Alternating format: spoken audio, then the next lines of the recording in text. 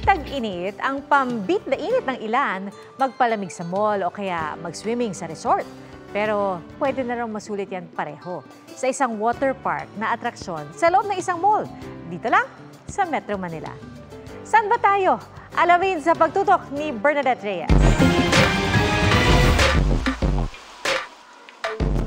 May pool, slides, wall climbing, rope course, at zipline pa. All-in-one adventure ika nga para sa buong pamilya. Ngayong umiinit na ang panahon, marami sa atin na nagpaplano ng out-of-town trips para mag-beach sa mga probinsya. Pero hindi na pala kailangan lumayo dahil sa loob ng isang mall dito sa Taguig, meron na palang water park. Hindi na kayo gagastos ng toll, ng gas, at ng malaking pamasahe.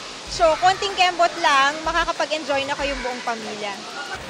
Pag sa labas, mas hassle pa, tas mahal ang bayad ng resort. Enjoy sa indoor water adventure na ito ang mga bata, pati babies. Patok ang slides, water drop at water cannon. Refreshing po, masaya po. Maganda naman lahat, wala naman kahit anong extreme. Siyempre, kahit mga child at heart gaya ko, enjoy rin sa mga water activities dito. Para sa GMA Integrated News, Bernadette Reyes, nakatutok 24 oras. Pagtatanim at pagpapalago at mga produktong pwedeng magawa mula sa kawayan. Tinalakay ang mga yan sa Bamboo Training and Seminar sa Antipolo City. At nakatutok si Von Aquino. Dati tinuturing na poor man's timber ang bamboo. Ngayon marami ng export products ang nagagawa mula sa kawayan. Kaya para mapalaganap ang kaalaman tungkol sa pagtatanim, pagpapalago at mga produktong pwedeng magawa mula sa kawayan, isinagawa ang 24th Bamboo Training at Seminar sa Antipolo City. Ang bamboo, napakarami ngayong pangangailangan sa buong mundo na nagiging maging magandang negosyo. At the same time, it purifies the air.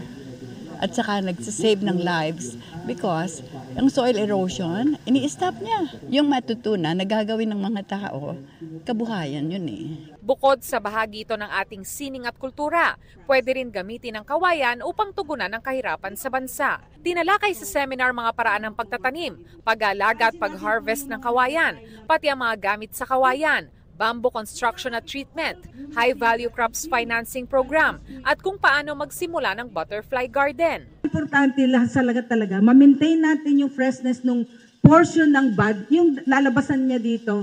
Once kasi na magkaroon ng dahon dyan, photosynthesis will go on, no?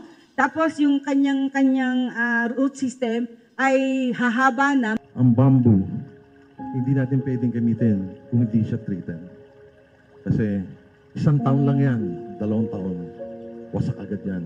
Because bamboo contains starch and sugar. Yun ang pinaka-main component ng bamboo. And we have to eliminate that particular materials. Nag-tour din sa loob ng bamboo garden kung saan mayroong mahigit 40 bamboo species. Nakatanggap din ng mga tanim na kawayan ng mga participant. Sa Oktubre magkakaroon muli ng bamboo training at seminar. Para sa GMA Integrated News, Von Aquino, nakatutok 24 oras. Dinala na po sa Metro Manila ang daan-daang dayuhan na nadakip sa sinasabing POGO o Scam Hub sa Tarlac. Nakatutok si John Consulta. Mag-aalauna ng hapon, dumating sa isang facility sa Pasay City ang halos 300 dayuhang inaresto sa isang umano'y Philippine Offshore Gaming Operators o POGO Hub sa Tarlac, sakay ng 7 bus. Pantay sarado ang mga dayuhan na isa-isang pinapasok sa kanilang holding facility. Sa mga dayuhang inilipat, 204 ay Chinese nationals, 53 ay Vietnamese, 14 ay Malaysian, 2 naman ang mula Indonesia at Rwanda, at isa galing Kyrgyzstan. Pagdating sa loob, pinapila ang mga arestadong dayuhan, saka isa-isa kinapkapan at ininspeksyon ang mga gamit bago tuluyang paakitin sa kanilang mga silid. Kung dadalhin sila sa immigration office, nandito yung immigration office, malapit lang dahil nasa Rojas Boulevard tayo. Kung pupunta sila sa DOJ, napakalapit sa DOJ.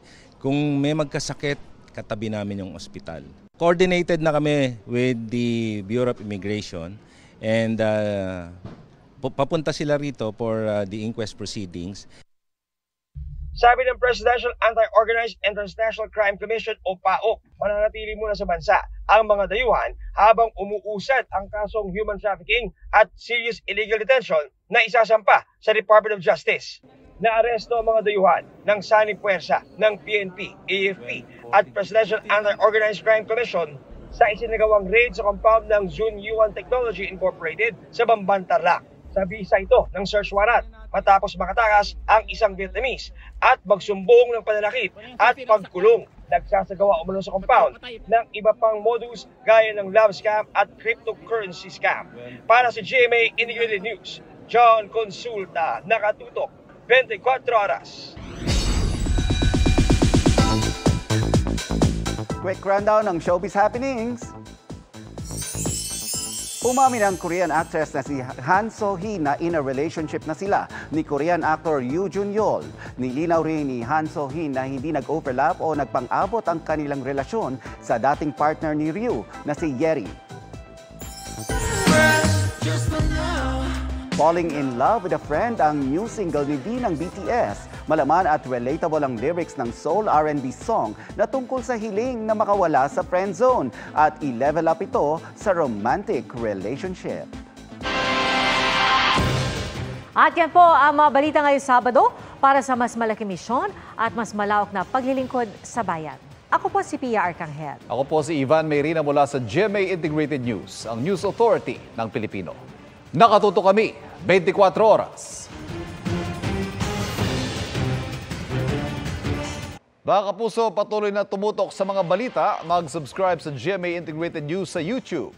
Sa mga kapuso abroad, samahan niyo kami sa GMA Pinoy TV at www.gmanews.tv.